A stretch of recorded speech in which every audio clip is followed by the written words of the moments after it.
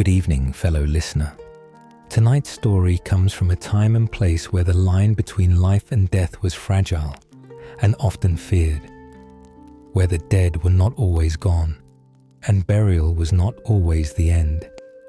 We're exploring the world of the Strigoi, Romania's original revenants, not the romanticized vampires of fiction, but something closer, more unsettling, the loved one who returns, changed. These were stories born not from fantasy, but from grief, disease, and the desperate search for meaning in tragedy. Stories whispered at night when illness struck, or when the dead refused to rest. So settle in, you open your eyes. It's 1732, and something is deeply wrong. You wake not to birdsong, but to the sound of urgent whispers seeping through the wooden walls of your one-room home. The voices carry that particular quality of fear trying to stay quiet. Words pressed flat and careful, as if speaking too loudly might invite the very thing they're discussing to come closer. Your straw mattress feels damp beneath you, soaked with the cold sweat that's become your nightly companion since the troubles began 3 weeks ago. Through the single small window, dawn light filters weakly, casting everything in your modest Romanian village in shades of uncertainty. The familiar edges of your world, the church bell tower, the mill wheel, the cemetery beyond the old oak, all look somehow different now. Your family shares this space with practiced efficiency. Your parents sleep against the far wall, their breathing troubled. Your younger sister curls in her corner, thumb in mouth, despite being nearly grown. Even in sleep, you all seem to be listening for something that shouldn't be there. The smell of wood smoke mingles with something else, something sweet and cloying that makes your stomach turn. It's the scent that's been hanging over the village like a fog, the smell that arrives when boundaries break down. Outside you hear footsteps on the frozen earth. Too early for morning chores, too deliberate for someone simply passing by. The steps pause directly outside your door, and in that moment of silence, you understand with crystalline clarity that your childhood has ended. You dress quickly in rough hemp and wool. The door opens before you reach it. Your father stands there, his weathered face carrying an expression you've never seen before. Not fear exactly, but the look of a man who's discovered that the rules he's lived by might not be reliable. "The Moldovan boy," he says simply. "Little Konstantin, who helped you chase chickens last month, who laughed at your jokes and shared his mother's sweet bread. Konstantin, who died of fever 2 weeks ago and was buried with proper rites.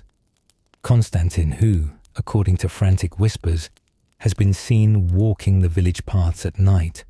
Your father's hands shake as he reaches for his coat. The families are gathering. "We need to discuss things." The word discuss carries weight it never had before.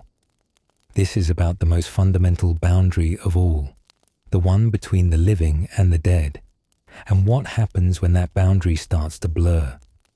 You step outside into air that tastes of winter and something unnamed. The village spreads before you like secrets trying to stay hidden. Smoke rises from chimneys in thin lines. Doors remain closed. The usual morning sounds, children playing, animals being fed, neighbors calling greetings, are notably absent. In their place is something that makes your skin crawl, unity born from terror.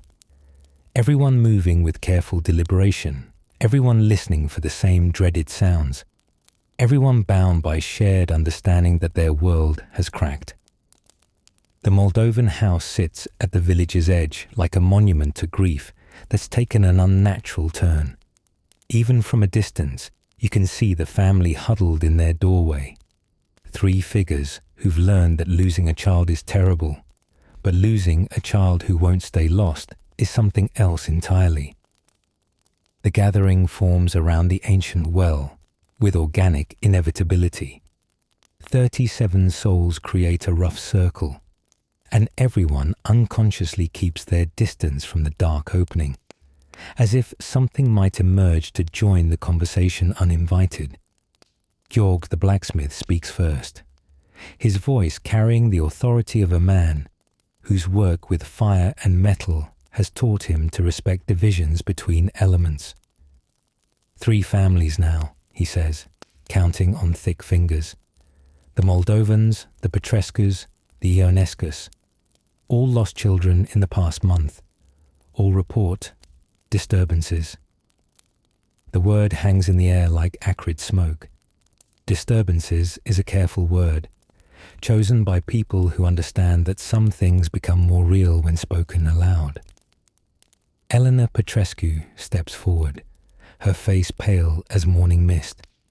She's a woman who spent her life nurturing things, but now she looks like someone who's discovered that some forms of love can be turned against you. My Maria comes to me at night, she whispers. But it's not my Maria anymore. The circle shifts uncomfortably. Everyone knows Elena's reputation for practical sense. If Elena Petrescu claims her dead daughter is visiting, then the line between skepticism and belief has just moved. She stands at the foot of my bed, Elena continues, gaining strength from finally speaking the unspeakable. She doesn't speak, doesn't move, just watches. Her skin is wrong, too pale, too smooth, and her eyes, she pauses, struggling with inadequate words. Her eyes are hungry. Father Vasily arrives with careful dignity, his black robes fluttering in the wind that seems to carry whispers from impossible directions. The priest's presence should bring comfort. He represents the church's authority, God's appointed mediator, the divide between sacred and profane made manifest in human form. But his face carries an expression that chills you, the look of a learned man confronting knowledge that predates his learning. I have consulted the church records, he announces, his voice steady, but his hands betraying the slightest tremor. Similar events occurred here in 1689, 1701, and 1718. Each time the disturbances continued until measures were taken. What kind of measures? Asks Ewan the miller, though his tone suggests he dreads the answer. Father Vasily's pause stretches long enough for everyone to hear the wind moving through bare branches that mark the boundary between village and cemetery. Somewhere in the distance, a rooster crows at the wrong hour. Never a good omen in a village where omens have started coming true. Measures that the church does not officially sanction, he says carefully. Measures that predate Christianity in these lands. Measures that violate sacred law but may be necessary to preserve the living. The gap between official doctrine and practical necessity has just revealed itself to be more porous than anyone hoped. The priest, God's representative, has just acknowledged that God's law might need to step aside for older, darker wisdom. Old Anna, the herb woman, shuffles forward, her bent frame carrying knowledge that stretches back through generations. Her voice, when it comes, sounds like wind through dry leaves. Strigoi, she says simply, and the word falls into the circle like a stone into still water, creating ripples that reach everyone present. Anna's words unlock testimony that's been damming up behind politeness and hope, but boundaries, once acknowledged as broken, reveal just how much has been seeping through the cracks. Dumitru Ionescu describes finding small handprints in the mud outside his window, prints too small to belong to any living child in the village, too fresh to belong to anyone who should be making prints at all. My boy Stefan, he says, his voice breaking. These prints, they're his size, his shape, but Stefan has been in the ground for 10 days. The Moldovan family huddles together like survivors of a disaster that isn't finished with them. Konstantin's mother speaks in fragments. Cold spots in the house, food disappearing. My husband won't sleep anymore. Each detail adds weight to a picture none of them want to see completed. But it's Anna who provides the framework that makes sense of the senseless. The church teaches that death is final, she says, her ancient voice carrying authority that predates Roman columns and Christian crosses. But the old knowledge remembers differently. Death is not a wall, it is a river, and sometimes the current brings things back to the wrong shore. She begins counting on gnarled fingers, fingers that understand the line between healing and harming is often thinner than expected. A child born with the call, the seventh son of 7 sons, one who dies with unfinished business, unforgiven grudges, or in a state of sin, one whose family grieves so deeply they cannot let go. Their love becomes a chain binding the dead to the living world. If you find what we do oddly soothing, or mildly disturbing in an intellectually rewarding way, consider liking the video and subscribing. It helps us keep making strange, quiet videos about things that go bump in the night. And if you're still conscious enough to type, leave us a comment. Tell us where you're listening from and what time it is. Bonus points if you've ever lived in a place where folklore still feels dangerously real. Now back to our village, where the impossible is about to become undeniably real. The conversation stops when young Petru Moldovan, Konstantin's older brother, suddenly straightens as if struck by lightning. His face goes pale as winter snow, and his eyes fix on something none of the rest of you can see, something that makes him reach out with trembling hands toward the empty air. Konstantin, he whispers, and the name drops into the gathering like a stone into a deep well, echoing in ways that make everyone's skin crawl. Konstantin, is that you? But it's Elena Petrescu who breaks the terrible spell, stepping forward with the fierce authority of a mother who's learned to recognize the difference between her child and something wearing her child's face. No, she says firmly, gripping Petru's shoulder. Whatever you're seeing, that's not your brother. Your brother is at rest. That is something else, something that wears his appearance but serves only hunger. The moment shatters like thin ice, leaving everyone shaken and somehow changed. You've just witnessed the boundary between the living and the dead become so thin that it briefly disappeared entirely, and the experience has marked everyone present in ways that will never fully heal. Father Vasil crosses himself with hands that shake despite his attempts at clerical composure. The situation has progressed beyond prayer and holy water, he admits, the words clearly costing him something essential. We are dealing with forces that predate Christ's message, forces that require older remedies. The phrase older remedies hangs in the air like smoke from a fire that burns things not meant to be consumed. Everyone knows what he means, but no one wants to be the first to speak it aloud. They're talking about violating the most sacred boundary of all, the sanctity of the grave itself. But imagine for a moment that you're not standing in this circle of frightened villagers. Imagine you're Elena Petrescu, lying in your bed at 3 a.m, while something that looks like your daughter stands motionless at the foot of your bed, staring at you with eyes that hold nothing but endless, bottomless hunger. Sleep has become impossible, not because you're not exhausted, but because closing your eyes means being vulnerable to visits from something that knows exactly how to hurt you in the deepest possible way. Your daughter Maria died of fever 3 weeks ago. You held her as she passed, felt her final breath against your cheek, closed her eyes with your own hands. You know she is dead. You buried her yourself, watched the earth cover her small wooden coffin. But knowing and experiencing are separated by a chasm that grief has somehow erased. She comes to you in the darkest hours, when the divide between waking and sleeping is at its thinnest. Not the Maria who laughed and played and stole extra honey from the kitchen, but something wearing Maria's face like a mask that doesn't quite fit properly. Her skin has the waxy pallor of church candles, and her movements carry an unnatural stillness. The worst part isn't the fear, it's the terrible hope that wars with your rational knowledge. Part of you wants to reach out, wants to embrace this thing, wants to pretend that love is strong enough to bring back what death has taken. But you've learned to read the signs that separate your Maria from this hungry echo that wears her form.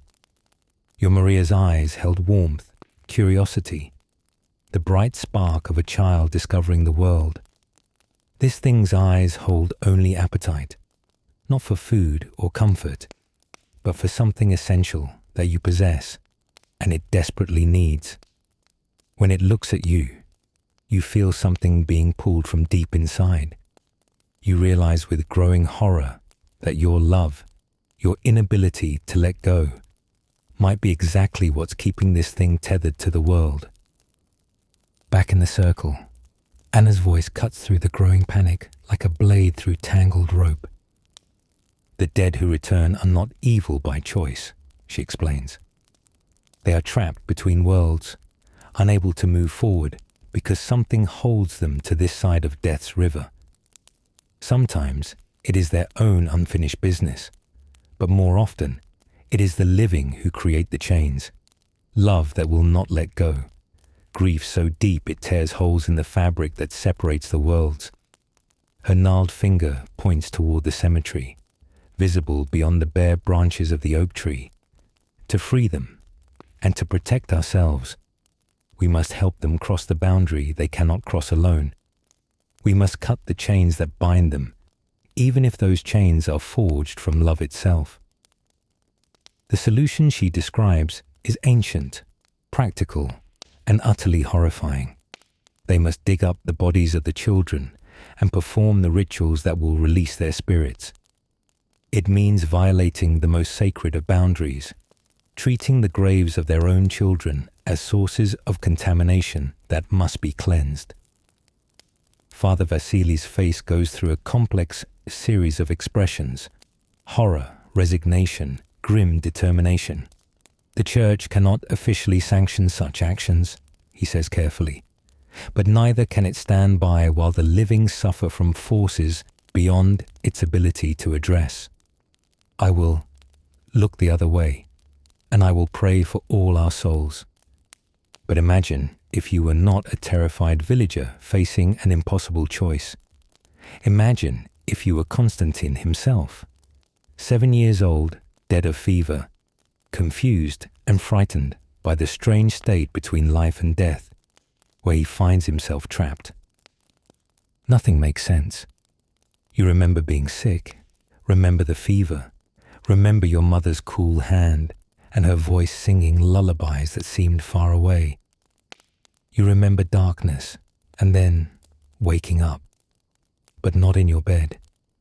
You're in a box, surrounded by wood and earth, but somehow you're also standing in your family's kitchen, watching your mother cry as she stirs stew that no one will eat. The boundary between here and there has become so blurred that you exist in both states simultaneously. You try to tell her you're not really gone, try to touch her arm the way you did when you wanted attention, but your touch brings only coldness. You see her shiver and look around nervously, and you realize your presence, which once brought comfort, now brings only fear. The hunger started small, just a sense that something was missing, but it's growing stronger each night, this terrible emptiness that pulls at everything around you. When you stand near your sleeping family, you can feel their warmth, their life, and some part of you wants to draw it closer, to fill the cold, hollow space where your own life used to be. The decision, once made, moves with the terrible inevitability of a landslide. 3 families have agreed to violate the most sacred boundary of all, the sanctity of their children's graves, because continuing to honor that boundary means allowing something worse to take root in their community. The work begins at midnight, when the boundary between day and night creates a liminal space where actions that would be unthinkable in daylight become possible, if not acceptable. The men of the village gather with shovels and torches, their faces set in expressions of grim determination that masks deeper currents of horror and heartbreak. You help carry the tools that will be used to free children who should have been freed by death itself. The shovels feel heavier than they should, weighted not just with iron, but with the knowledge of what they'll be used for. The torches cast dancing shadows that seem to writhe with disapproval, as if the very light rebels against illuminating what's about to unfold. The cemetery feels different at night, not peaceful, as cemeteries should be, but watchful. The boundary between sacred and profane space has been so thoroughly compromised that even the ground itself seems uncertain about which rules apply. The recently turned earth over the children's graves looks wrong somehow, too dark, too soft, as if the soil itself hasn't quite accepted what lies beneath.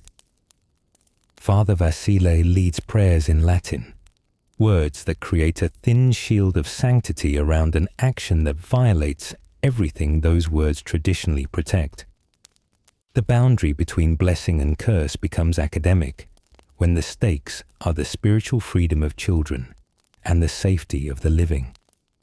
The digging begins with the sound of metal cutting earth, a violation of silence that seems to echo longer than physics should allow.